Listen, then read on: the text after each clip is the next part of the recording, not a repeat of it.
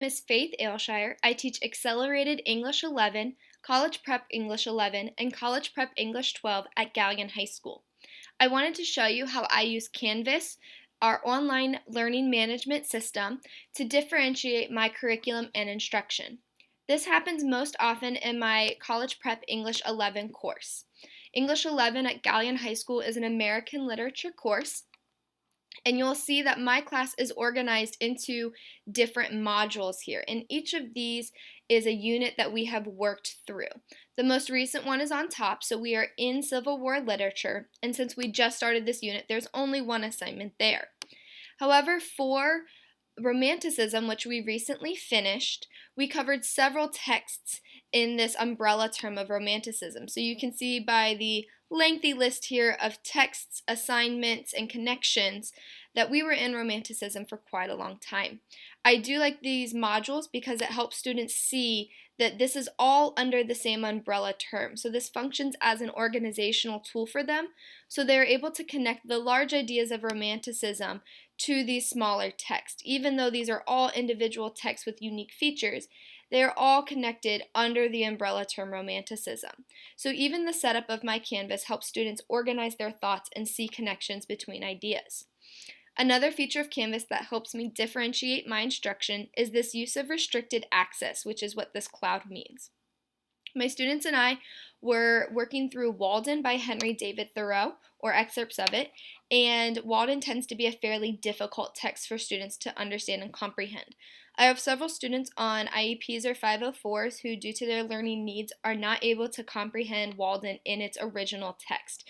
So it's not fair for me to give students that text and expect them to be able to engage, to contribute to discussion at the same level as their peers if their reading comprehension is not at that level.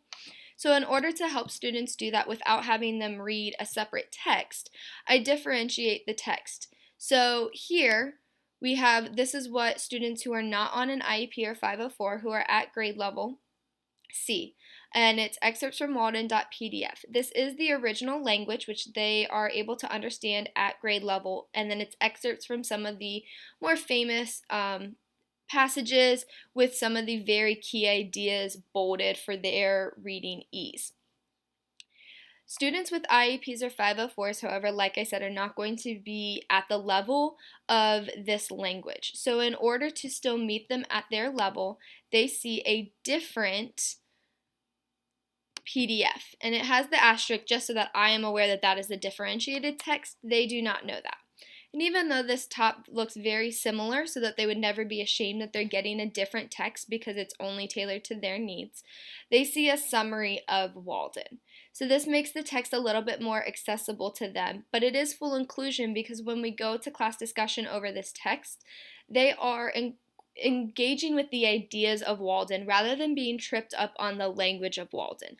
Since that language is really the barrier for them, but they're still capable of understanding the ideas and answering questions about how it applies to their life, this is a great way to differentiate that text so that they're not tripped up on the language, but they can still engage with the ideas.